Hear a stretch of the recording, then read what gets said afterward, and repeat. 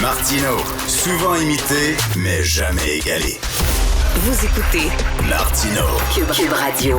Alors, il y a une chanteuse influenceuse qui ne filait pas depuis quelques journées. Elle a demandé à des policiers de l'accompagner pour aller à l'hôpital. Elle avait besoin de se faire comme internée, de prendre une pause. Et bravo, chapeau, qu'on ne file pas, puis on va chercher de l'aide. C'est ce qu'il faut faire. Beaucoup de courage pour cette fille-là. Elle arrive à l'hôpital, quelqu'un la reconnaît, prend une photo d'elle, envoie ça sur le site Québec Scoop, et eux autres, ils publient ça. Et là, ça pose la question, c'est bien beau les potins, mais là, à un moment donné, qu'est-ce qui appartient à la vie privée qu'on doit protéger, qu'est-ce qui n'en est pas, qu'est-ce qui est de la vie publique? On en parle avec Daniel Daigneault, mon ami Daniel Daigneault, qui est journaliste pigiste, photographe aussi aux 7 jours et à la semaine, qui exerce ce métier-là depuis 35 ans. Salut Daniel. Salut Richard, ça va? Oui, très bien. Écoute, on va se le dire, premièrement, on aime tous les potins. Arrêtez les gens qui lèvent le nez, ces potins. Quand il y a des nouvelles concernant la vie privée des vedettes qu'on aime, qu'est-ce que tu veux? On regarde. C'est comme un accident de char. Tu ralentis puis tu regardes. Ben, écoute, on aime ça les potins, oui, mais il y a une question de responsabilité, d'imputabilité finalement dans tout ça. Parce que ces sites-là, entre autres, ce site-là, Québec Scoop, c'est la recherche des clics, évidemment, c'est ce qui est payant pour eux autres. Alors, on publie à peu près n'importe quoi. Généralement, les textes ne sont pas signés. On ne sait pas qui est derrière ça, qui écrit ces textes-là.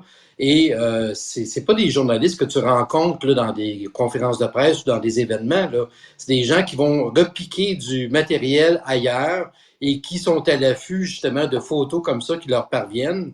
Puis là, on n'a pas eu le réflexe de se demander, OK, est-ce qu'on publie, est-ce qu'on publie pas? Non, on y va all the way.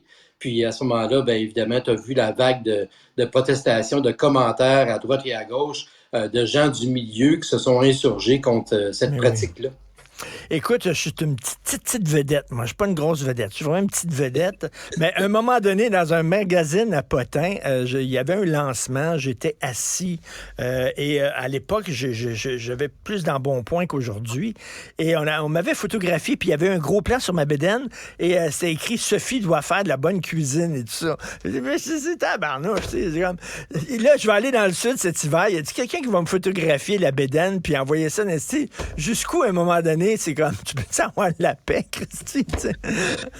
Écoute, ça va loin, là, tu sais, il peut y avoir quelqu'un qui va avoir des bottes d'hiver défraîchies, on photographie ses bottes, puis on dit qu'il n'y a pas les moyens de s'acheter des nouvelles bottes d'hiver, tu sais. Mais en même temps, tu sais, qu'est-ce qui est d'intérêt public, qu'est-ce qui l'est pas? Par exemple, mettons, moi, une vedette qui dit qu'il est très écolo. Là. Moi, je suis écolo, puis qui arrête pas de dire qu'il est écolo, puis tout ça. Puis là, je le vois, puis il conduit là, un F-150, OK? Polluant. Ça, c'est d'intérêt public. Ça, je le prendrai en photo, puis je dirais, regardez, là, cette vedette-là qui arrête pas de faire la leçon à tout le monde. Regardez le char qu'il conduit. Lui, il pourrait me dire, ouais, mais c'est de mes affaires. Mais je dirais, non, ça va à l'encontre du discours que tu tiens publiquement. Tu sais, qu'est-ce qui est d'intérêt public, qu'est-ce qui l'est pas? C'est pas évident.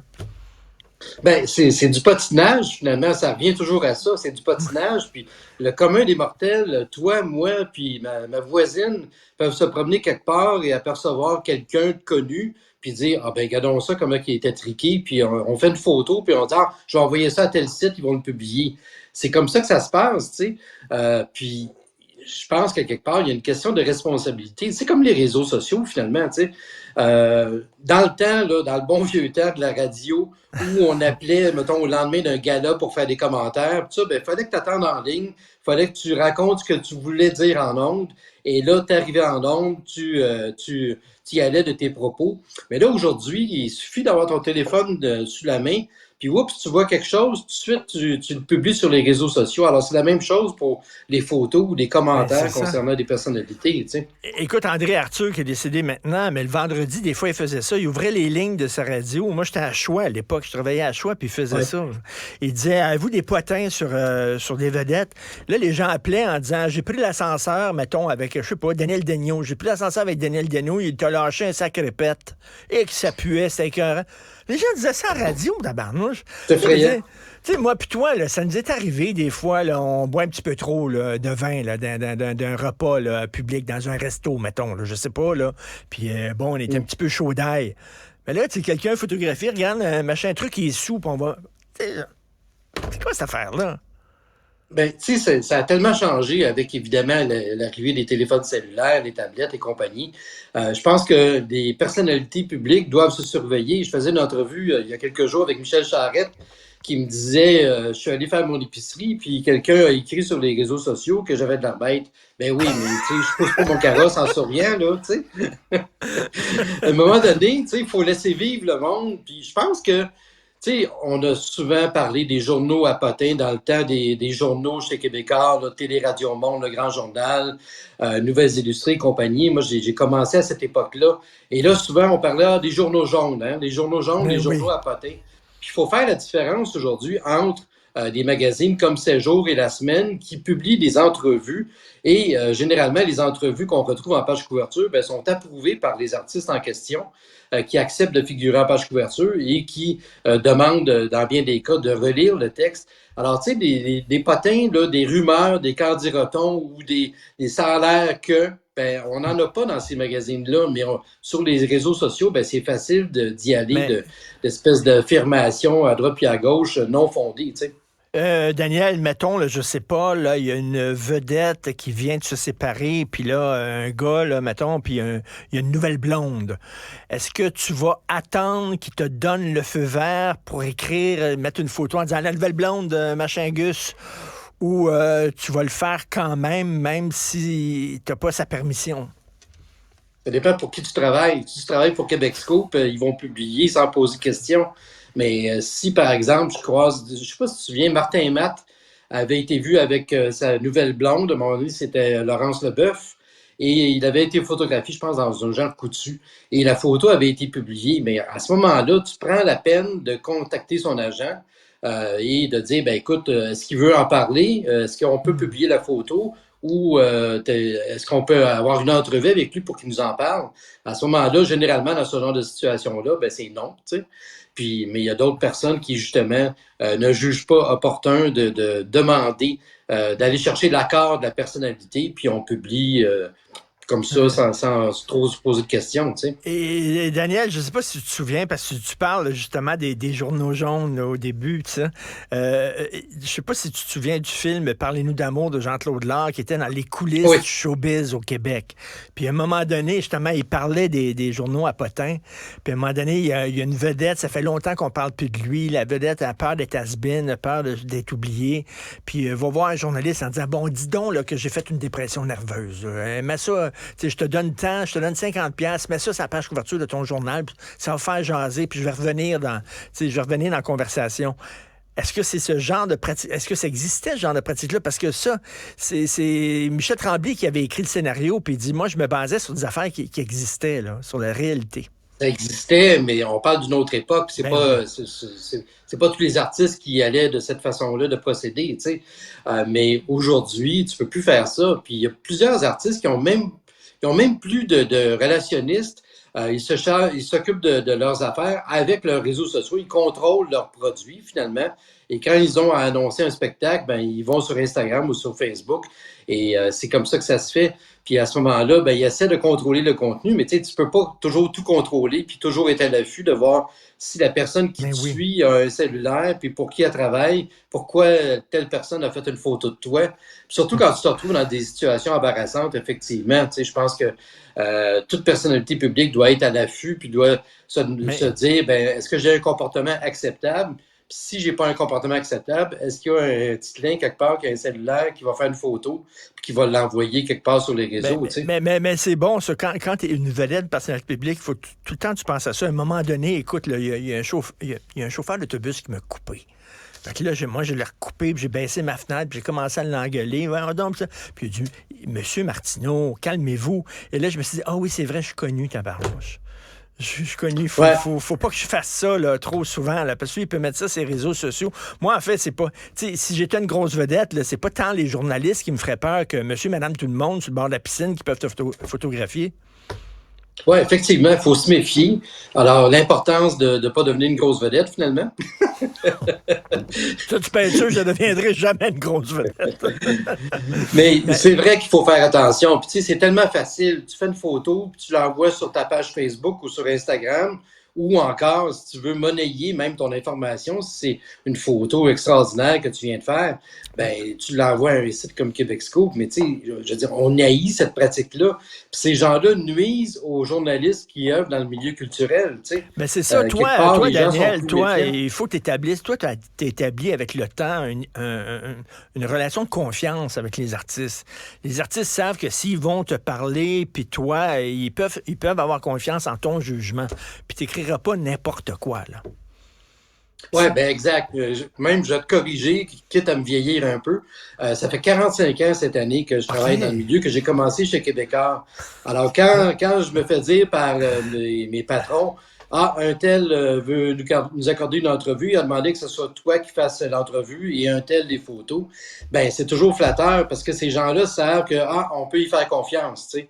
Alors, à ce moment-là, ben oui, je pense qu'on a établi une crédibilité. Puis, comme je te dis, les sites où les textes ne sont pas signés, tu te demandes, c'est qui à l'interne là, qui vient de faire ça, qui vient d'écrire ce texte-là, qui vient de publier le texte. Entre autres, tu parlais de Raphaël Leroy tout à l'heure, évidemment, c'est ce qui a déclenché toute l'histoire cette semaine, là. Qui a publié ça? Ben, on ne sait pas. Tu sais, c'est comme out of nowhere. Mais toi, le bon 45 ans, écoute, j'imagine tu as de la pression maintenant des médias sociaux. Là. Les autres, ils sortent les nouvelles puis tout ça. Est-ce que tu te dis, ben là, on travaille dans le même milieu, l'information, là, on a un peu la pression de sortir la nouvelle le premier. Et écoute, est-ce que tu as cette pression-là, toi, tu sens là, que maintenant, tu as plus de pression qu'avant? Oui et non, parce que tu sais, des grandes entrevues comme tu en retrouves dans les magazines, pour nous les journalistes, de 4, 5, 6 feuillets, mais tu n'en retrouves pas sur les réseaux sociaux, c'est des petites vites, là, tu sais. Puis souvent, c'est repiqué ailleurs. J'ai entendu à Cube Radio que tel artiste a dit telle chose. Ah, puis tiens, on publie ça, tu sais. Ou quelqu'un qui participe à un talk show, ben ils font du repiquage. Ces gens-là écoutent tout ce qui se fait, puis je trouve pas que c'est du journalisme comme tel. On fait du repiquage, tu sais. J'ai vu récemment, parce que oui, j'aime les potins, moi aussi, comme tout le monde. Les gens qui disent, moi, je regarde pas ça, les potins, arrêtez, là. Il y avait un site, ils ont pris des grosses vedettes, là, c'était des filles, des femmes, des vedettes très connues aux États-Unis, puis ils ont dit, ils ont l'air parfaites comme ça au cinéma, mais ils font de la cellulite. Puis ils sont pas si belles que ça quand ils sont pas maquillés. Puis là, il y avait plein de photos de vedettes dans la vie de tous les jours, puis tout ça. Puis tu disais, c'est pas vraiment comme on la voit. D'un côté, je me dis, c'est de l'intrusion dans la vie privée des gens. D'un autre côté, ben, ça montre que, aussi, quelque part, c'est du monde ordinaire. C'est des gens ordinaires, tu sais, puis que quand ils sont pas devant une caméra avec maquillés pendant 5 heures, puis avec des effets d'éclairage et tout ça, ben c'est des gens ordinaires. Oui, ils font de la cellulite, oui, ils ont de la bédaine, oui, ils ont des cernes. D'un côté, je trouve que ça les rend humains.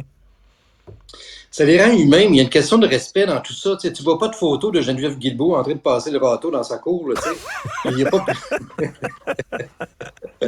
Tu sais, il y a personnalité et personnalité. Quand on parle de personnalité artistique, on dirait que c'est comme, ah, c'est naturel, c'est facile, on le fait, tu sais. Mais des hommes d'affaires ou des politiciens, ben c'est rare que tu vas voir ce genre de choses-là. Mais tout, à la base, finalement, est une question de respect, tu sais. Question de respect de la vie des gens autour de toi, de la vie des personnalités, peu importe le domaine dans lequel ces gens-là œuvrent, tu sais. Je pense que si tu veux te bâtir une carrière, si tu veux te bâtir une crédibilité, comme site Internet, comme entre autres Québecsko, ben tu peux pas aller dans ce créneau-là de toujours publier des choses puis de dire ah ben tiens on a une photo, on la publie, puis ça a l'air que sans véritablement avoir des sources, avoir au moins 2 sources qui vont te confirmer que ah ben oui, elle était à l'hôpital puis il est arrivé telle chose, tu sais. La bonne nouvelle, c'est que des gens qui étaient associés à ce site-là, des entreprises, ils ont dit là, nous autres, on trouve que ça va trop loin. Et ça, c'est une bonne nouvelle. Ça veut dire que ces gens-là, même ces entreprises-là, disent écoute, il y a une limite à pas dépasser. Là. Ben, c'est ça. Il faut mettre son pied à terre à un moment donné, puis se dire, bon, ben, la recherche de clics, là, puis la recherche de monnayer cette information-là ou ces photos-là, ben, jusqu'où on peut aller, tu sais, jusqu'où on va s'immiscer dans la vie privée des personnalités, puis être toujours, devenir quasiment comme des paparazzis. Heureusement, au Québec, on n'a pas vécu ce phénomène-là auquel on assiste depuis des années, des dizaines d'années en France, puis évidemment aux États-Unis. Des vedettes qui sont suivies regarde juste Lady Di, comment c'était fou. Alors, mais ici, on n'a pas ça. Il n'y a pas personne qui surveille tel comédien ou telle chanteuse quand elle sort de chez elle, puis on la suit, puis où elle s'en va, puis qu'est-ce qu'elle fait, qui elle voit, puis ben non, une chance. Mais cela dit, quand tu mets ta vie privée tout le temps, là, pour faire parler de toi, mettons une vedette est tout le temps en train, un gars, mettons Patrick Huard, je prends un nom comme ça, mais puis il est tout le temps en train de se montrer avec sa nouvelle blonde, puis là, sa blonde, puis regarde comment ça va bien, puis on a des enfants, puis tout ça. Puis là, la journée où ils se séparent, là, il veut pas voir sa photo dans le journal. Là, tu dis, c'est parce que, je m'excuse, mais tu as exploité ta vie privée toutes ces années-là, quand ça allait bien, ben quand ça va mal aussi, ça a d'intérêt public. Si tu veux pas qu'on parle de toi, ben arrête d'appeler les journaux à potins quand ça va bien. Oui, mais Richard, c'est normal. Quand tu es heureux, tu veux le faire savoir à tout le monde. Puis, évidemment, ton bonheur, tu veux le partager avec les gens qui te suivent, qui t'aiment, puis qui achètent tes albums ou qui regardent tes émissions de télévision. C'est sûr que quand ça va mal, ben, tu as moins le goût de t'épancher sur les réseaux sociaux puis de dire « une autre peine d'amour », tu sais.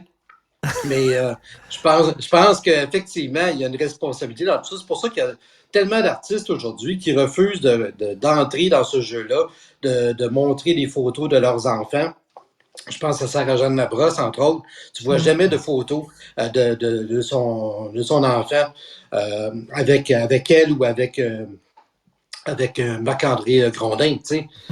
Donc, ces gens-là, des limites, en fait, décident qu'il y a une limite qu'on ne franchit pas. On ne montre pas de photos, on ne publie pas de photos.